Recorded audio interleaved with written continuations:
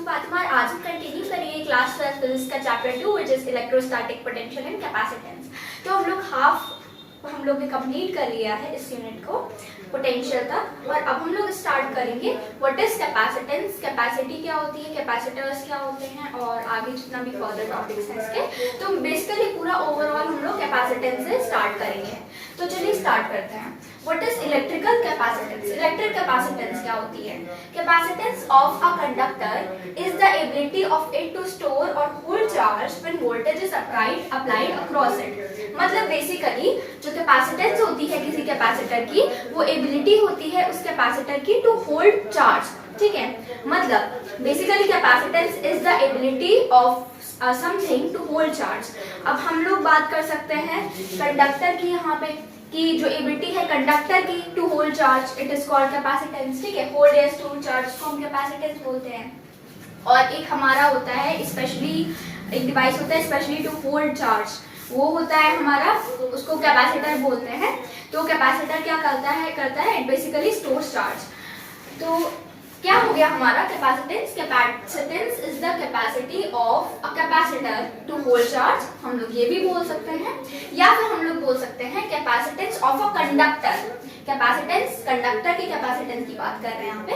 Capacitance of a conductor is the ability of it to store charge when voltage is applied across it. ठीक है, तो ये हो गया हमारा कैपेसिटेंस। अगर हम लोग इधर कैपेसिटर की बात करें, capacitance of a capacitor is the ability of it to store charge. ठीक है, तो हम लोग इसको ऐसे डिफाइन कर सकते हैं। इसको आप एक बार अच्छे से पढ़ लीजिए। ठीक है, बहुत इंपॉर्टेंट चीज है ये, बहुत ज्यादा इंपॉर्टेंट चीज है, क्योंकि कैपेसिटेंस हम लोग का बहुत काम आएगा, बहुत ज्यादा एग्जाम में पूछा जाता है, इससे बहुत क्वेश्चन आते हैं। ठीक है, सीरीज कैपेसिटर हो गया, पैरेलल प्लेट कैपेसिटर हो गया, वगैरह वगैरह। पैरेलल प्लेट तो बहुत ही ज्यादा इंपॉर्टेंट है, तो इसके बारे में हम लोग थोड़ा और भी बहुत कुछ पढ़ लेते हैं। इलेक्ट्रिक कैपेसिटर्स, देखिए हम लोग जब चार्ज को इंक्रीज करते हैं देन हमारा वोल्टेज इंक्रीज होता है, हम लोग को पता है। हम लोग जब प्रोपोर्शनैलिटी कांस्टेंट हटाएंगे तो इक्वल का साइन आ जाएगा and Q will equal to, ये हम लोग का कांस्टेंट आ जाता है जब हम लोग प्रोपोर्शनैलिटी साइन हटाते हैं, क्यू इक्वल सी वी। ये आ गया हमारा, यहाँ पे जो सी है यही होता है हमारा कैपेसिटेंस। ठीक है, यही होता है हमारा कैपेसिटेंस। Q इक्वल्स हम लोग लिख सकते हैं C अपॉन V होता है। ठीक है, C equals to Q upon V, है ना, ये होता है हम लोग का।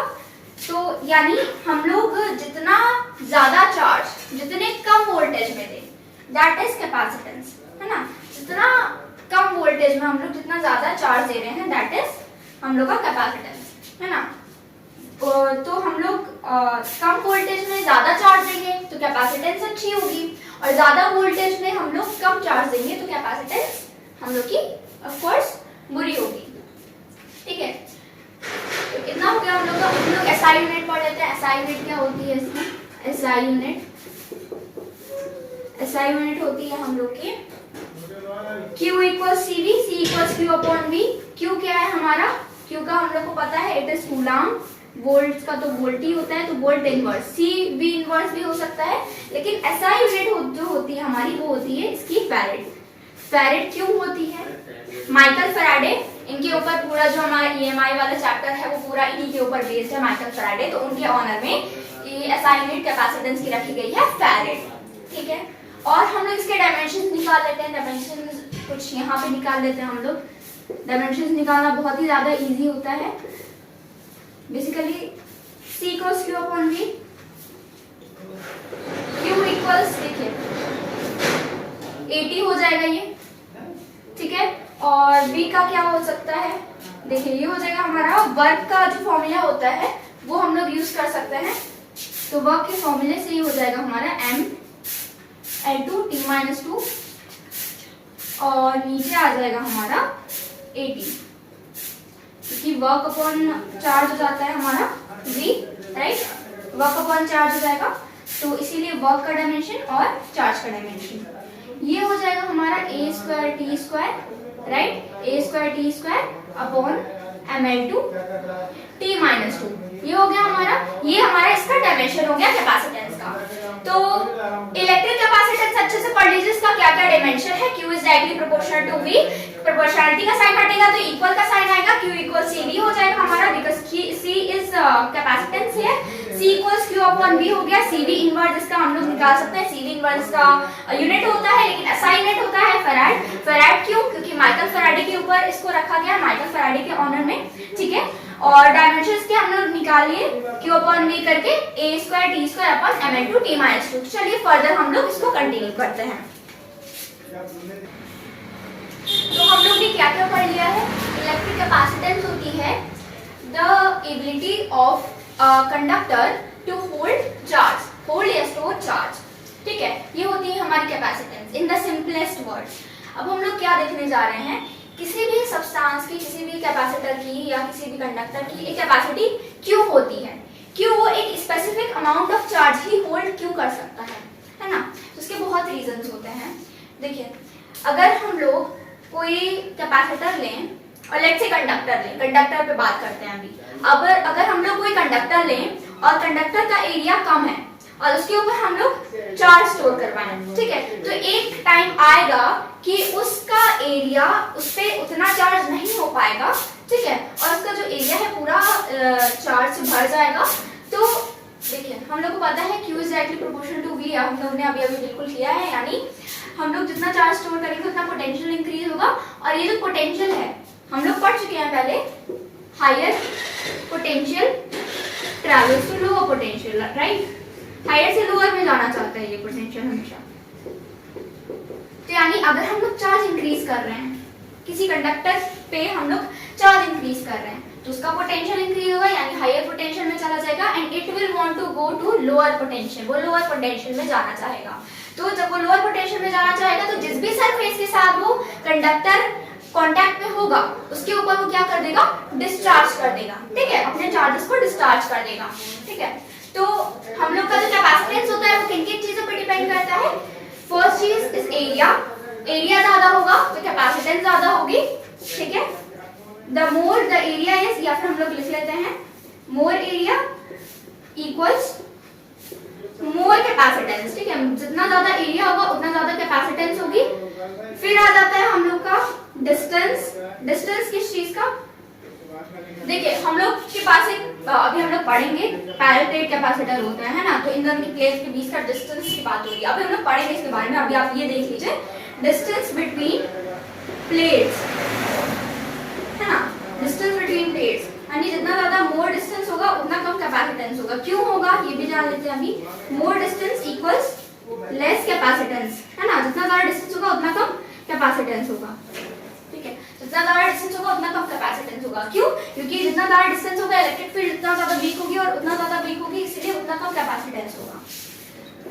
थर्ड हमारा नेचर, नेचर आ जाता है, nature of material between the plates या nature of the capacitor, nature of the capacitor हो गया हमारा, या nature of material between plates भी बोल सकते हैं। जैसे हमारा सिरामिक होता है ना, सिरामिक, मीका, सिरामिक, तो ये लोग सबसे ज्यादा अच्छे होते हैं जब हम लोग इनको रखते हैं पैरेलल कैपेसिटर के बीच में, किसी कैपेसिटर के बीच में, किसी भी कैपेसिटर के बीच में, तो वो उसका कैपेसिटेंस इंक्रीज कर देते हैं, मीका और सिरामिक, ठीक है, सुना होगा आपने इसके बारे में। तो नेचर ऑफ कैपेसिटर के बीच में के ऊपर डिपेंड करता है, इन तीन चीजों के बीच ऊपर डिपेंड करता है ये, ठीक है। तो अब हम लोग आते हैं कि पैरेलल प्लेट कैपेसिटर क्या होता है। पहले हम लोग क्या कर लेते हैं, पहले हम लोग आइसोलेटेड, हम लोग ने कर रखा है ये चीज, हम लोग ने पहले वीडियो में पढ़ी थी, लेकिन उसमें इतना ज्यादा अच्छे से एक्सप्लेन नहीं किया था क्योंकि इसको बहुत स्टार्टिंग से एकदम टॉपिक वाइज लेके चलना था। तो इसलिए इस वीडियो से हमने स्टार्टिंग से टॉपिक वाइज लेके चले हैं। और अब हम लोग क्या करेंगे, अब हम लोग डिराइव करेंगे capacitor, capacitance of isolated spherical capacitor. तो चलिए हम लोग स्टार्ट करते हैं उसको। Capacitance of isolated spherical capacitor, isolated spherical capacitor, spherical capacitor, capacitor. तो हम लोग के पास कोई spherical capacitor, this is a spherical capacitor, radius इसका कैपिटल R है, चार्ज पे plus plus plus plus plus वगैरह इसका चार्ज है, ठीक है। ये इतना ही डायग्राम, इसमें और कुछ नहीं करना, बहुत इजी सा डायग्राम है, इसका डेरिवेशन भी बहुत ज्यादा इजी है, ठीक है। तो हम लोग को पता है V, फर्स्ट यूनिट में हम लोग ने पढ़ा था, फर्स्ट यूनिट में हम लोग ने क्या किया था, E = F/Q होता है है ना।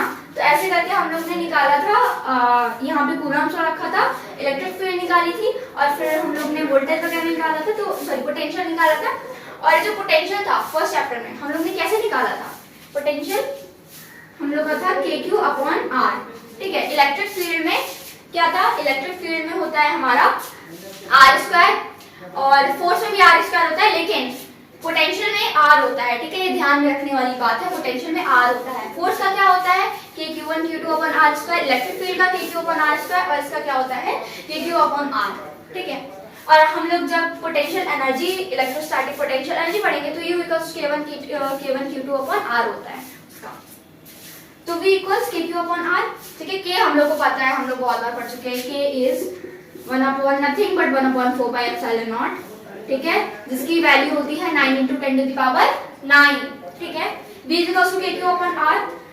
तो हम लोग को क्या पता है, हम लोग को ये पता है कि Q = C, भी हम लोग ने जस्ट अभी पढ़ा है। C = क्या होता है हमारा Q/V, है ना। तो V की वैल्यू अगर हम इधर डालेंगे तो इसको हम K की जगह 1/4πε0 लिख सकते हैं, जरूर लिख सकते हैं, ये तो इसकी वैल्यू ही है। C = Q/V हम लोग को पता है होता है, V की वैल्यू रखेंगे Q/1/4πε0 Q/R, इसको भी हम स्मॉल q कर दे रहे हैं, या एक काम करते हैं सबको कैपिटल Q बना दे रहे हैं, Q एंड हियर भी Q, ठीक है। तो Q से Q हम लोग का कटेगा, आई थिंक यहाँ पे हमारा R भी आएगा, Q से Q कटेगा, और ये हो जाएगा हमारा C = 4πε0 R, ठीक है। C = 4πε0 R, है ना।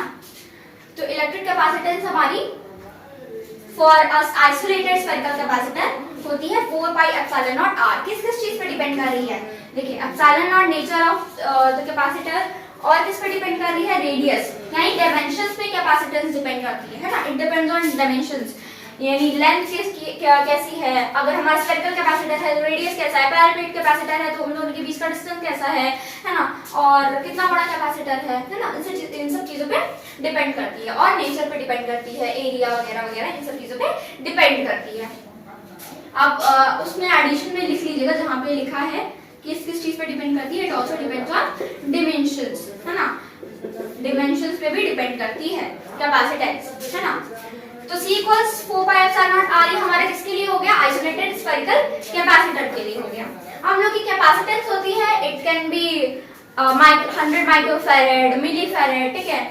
तो हम लोग की कैपेसिटेंस कभी 1 टोटल फैरेड कभी नहीं हो सकती, 1 फैरेड हम लोग की बहुत मुश्किल, एक सिंगल कैपेसिटर के लिए नहीं हो सकती। अगर हम लोग सीरीज में ज्वाइन करें कैपेसिटर्स को या पैरेलल में ज्वाइन करें तो हो सकती है, एक सिंगल कैपेसिटर के लिए क्यों नहीं हो सकती है, हम लोग देखते हैं क्यों नहीं हो सकती है। C = R/K, ये हम लोग फॉर्मूले वगैरह से पता चल रहा है।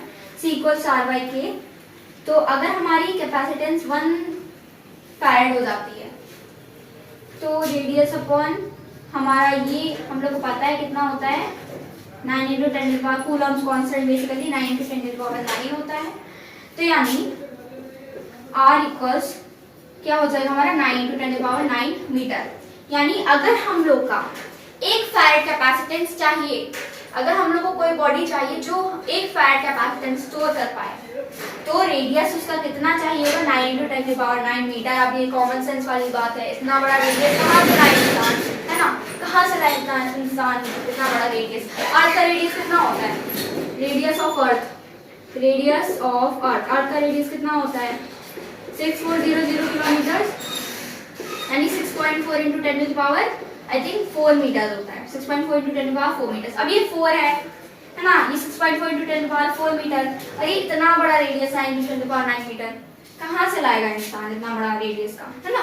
तो एक सिंगल कैपेसिटर इसीलिए 1 फैरेड का कैपेसिटेंस स्टोर नहीं कर सकता, बहुत बड़ी बॉडी चाहिए होगी 1 फैरेड का कैपेसिटेंस स्टोर करने के लिए, बहुत ज्यादा चार्जेस हो जाएंगे अगर आपको 1 फैरेड का कैपेसिटेंस स्टोर करना है। एंड दैट्स व्हाई कोई सिंगल कैपेसिटर, कोई सिंगल कंडक्टर हमारा 1 फैरेड का कैपेसिटेंस होल्ड नहीं कर सकता है, ठीक है। तो हम लोग, ये हो गया हम लोग का। अब हम लोग बात करते हैं पैरेलल प्लेट कैपेसिटर की। Parallel plate capacitor, parallel plate capacitor बहुत इंपॉर्टेंट टॉपिक है, बहुत ही ज़्यादा इंपॉर्टेंट टॉपिक है। इस पे आप स्टार लगा लीजिए, जितने स्टार हो सके उतने लगा लीजिए, ठीक है। पैरेलल प्लेट कैपेसिटर क्या होता है? First of all let's draw. हम लोग के पास दो प्लेट होती हैं, ठीक है, दो प्लेट होती हैं और आमने सामने वो ऐसे पैरेलली खड़ी होती हैं। ये ऐसे कनेक्टेड है और ये भी कनेक्टेड है, ठीक है। इसका जो एरिया, दोनों का एरिया ए है, दोनों प्लेट्स का एरिया ए है और the distance between them, the separation between them is D. हम लोग डिराइव करते हैं पैरेलल प्लेट कैपेसिटर के लिए कैपेसिटेंस क्या होती है। तो हम लोग को पता है V इक्वल्स ED होता है, V इक्वल्स ED होता है, यानी E equals V upon D होता है। एक सिंगल प्लेट के लिए हम लोग पढ़ चुके हैं, जो E होता है electric field, it is sigma upon 2 epsilon not, है ना। सिग्मा अपॉन 2 एप्सिलॉन नॉट इसके लिए भी होगा, इसके लिए भी होगा। लेट्स से इसके ऊपर पॉजिटिव चार्ज है, दिस इज पॉजिटिव चार्ज, इसके ऊपर नेगेटिव चार्ज है, इलेक्ट्रिक फील्ड इधर से इधर जाएगी, राइट। ये हम लोग का दोनों प्लेट के ऊपर क्या हो जाता है, सिग्मा अपॉन 2 एप्सिलॉन नॉट। तो टोटल इलेक्ट्रिक फील्ड कैसे निकालेंगे, सिंपली प्लस कर देंगे, राइट। तो टोटल इलेक्ट्रिक फील्ड हम लोग निकालेंगे E equals sigma upon 2 epsilon not. आप कंसिडरेशन लिख लीजिए इसमें कि इलेक्ट्रिक फील्ड है एक दोनों पे sigma upon 2 epsilon not, V equals ED होता है, हम लोग को पता है, and total electric field on the total system क्या हो जाएगा, sigma upon 2 epsilon not plus sigma upon 2 epsilon not. Total कैसे निकालेंगे, दोनों प्लेट का इलेक्ट्रिक फील्ड प्लस कर देंगे, दैट इज 8, ठीक है। ये हो जाएगा हमारा sigma upon epsilon naught, electric field जाएगी हमारी sigma upon epsilon naught, E equals V by D होता है। तो इस फॉर्मूले में रखेंगे, put in 1 sigma upon epsilon naught equals V क्या है हमारा, Q इक्वल टू C भी हम लोग पढ़ चुके हैं, तो V क्या है हमारा Q अपॉन C। बस यहाँ पे हम लोग रखेंगे Q upon C into D। Sigma क्या होता है, sigma is surface charge density, sigma is surface charge density, charge upon area यही होता है। तो यानी इस यहाँ हम रखें अगर charge upon area Q upon A epsilon naught equals Q upon C into D। Q से Q कट जाएगा तो क्या आ जाएगा हम लोग का, Q से Q कट जाएगा, C इधर आ जाएगा और ये इधर चला जाएगा, यानी C equals epsilon not A upon D, C equals epsilon not A upon D। बहुत इंपॉर्टेंट फॉर्मूला है ये, बहुत ज़्यादा इंपॉर्टेंट फॉर्मूला है, इसको आप सिर्फ बॉक्स में कर लीजिए, ठीक है। बहुत ज़्यादा इंपॉर्टेंट फॉर्मूला है ये, C equals epsilon not A upon D। ये हम लोग का आ गया, which is the capacitance for a parallel plate capacitor। C हम लोग का है epsilon not A upon D, which is the capacitance of parallel plate capacitor। इसको आप अच्छे से एक बार याद कर लीजिए वीडियो पॉज करके, epsilon not A upon D होता है, बहुत ज़्यादा इंपॉर्टेंट फॉर्मूला है, बहुत ही ज़्यादा इंपॉर्टेंट फॉर्मूला है, एंड एक बार डेरिवेशन आप अच्छे से देख लीजिए, and then let's continue.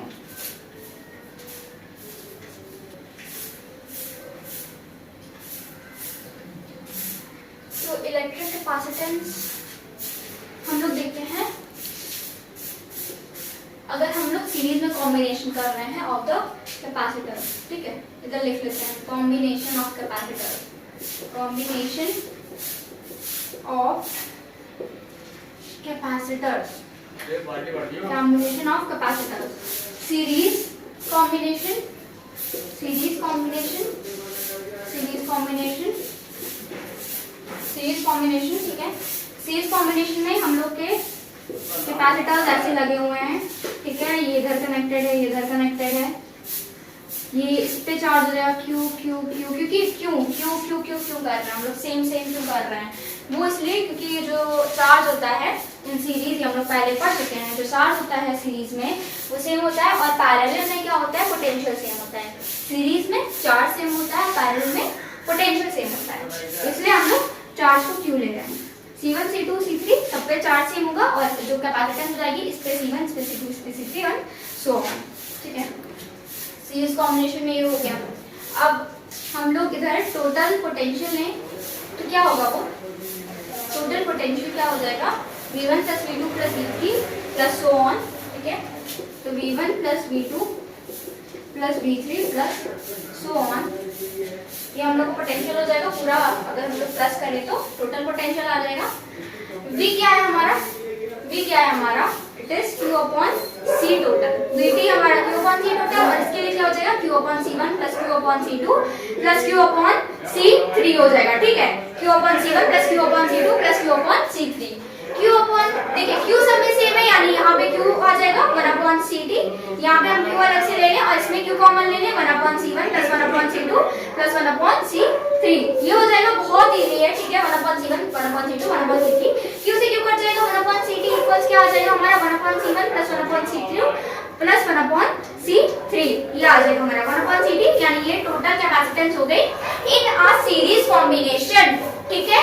Series combination में आ गया हमारा 1 upon C total equals 1 upon C1 plus 1 upon C2 plus 1 upon C3। इसको और एकदम प्यार से लिख दे रहे हैं, 1 upon C total equals 1 upon C1 plus 1 upon C2 plus 1 upon C3। ये हम लोग का हो गया पूरा सीरीज कॉम्बिनेशन। अब देखिए, याद करिए रेजिस्टेंस के लिए हम लोग का क्या आया था, इसका उल्टा आया था, इसका अपोजिट आया था। जब हम लोग रेजिस्टेंस पैरेलल में निकालते थे कुछ ऐसा फॉर्मूला होता था, 1 upon R equals 1 upon R1 plus 1 upon R2 plus 1 upon R3। वो रेजिस्टेंस में पैरेलल के लिए होता था, और यहाँ पे कैपेसिटेंस में सीरीज के लिए है। सीरीज को हम लोग कैसे करते हैं, सीरीज कॉम्बिनेशन में हम लोग का कुछ ऐसा होता है, ठीक है। हम लोग के पैरेलल सीरीज में लगे हुए हैं अगर बहुत ढेर सारे कैपेसिटर्स, तो हम लोग ऐसे इसको निकालेंगे, 1 upon CS equals 1 upon C1 plus 1 upon C2 plus 1 upon C3 and so on, ठीक है, एंड सो ऑन। तो ये हो गया हमारा सीरीज कॉम्बिनेशन के लिए। इसको एक बार अच्छे से देखिए, इसको डिराइव करिए और इसको फॉर्मूला बहुत अच्छे से याद करिए, कंफ्यूज मत होइएगा। रेजिस्टेंस का एग्जैक्ट अपोजिट होता है, रेजिस्टेंस को पैरेलल में जब हम लोग करते थे ऐड, तो 1 upon R equals 1 upon R1 plus 1 upon R2 1 upon R3 होता था। लेकिन यहाँ पे सीरीज में जब हम लोग कर रहे हैं कैपेसिटेंस को ऐड, तो सीरीज के लिए होता है 1 upon CS equals 1 upon C1 plus 1 upon C2 plus 1 upon C3, ठीक है। हम लोग पैरेलल कॉम्बिनेशन के लिए करते हैं। अब हम लोग आते हैं पैरेलल कैपेसिटेंस के ऊपर, पैरेलल कॉम्बिनेशन के ऊपर। पैरेलल कॉम्बिनेशन, पैरेलल कैसे कंबाइन करते हैं हम लोग कैपेसिटेंसेस को, एक ये हो गया, एक ये हो गया और एक ये हो गया, ये ऐसे टर्मिनल से ज्वाइन है, ठीक है। हमारा पैरेलल कॉम्बिनेशन हो गया ऑफ कैपेसिटर्स, हमारा पैरेलल कॉम्बिनेशन हो गया ऑफ कैपेसिटर्स। अब पैरेलल में क्या होता है, वोल्टेज हमारा इट इज सेम और चार्ज होता है वो डिफरेंट होता है, यानी यहाँ पे वोल्टेज V होगा, लेकिन चार्ज Q1 Q2 और Q3 होगा, और हमारा जो कैपेसिटेंस है C1 C2 C3 होगा।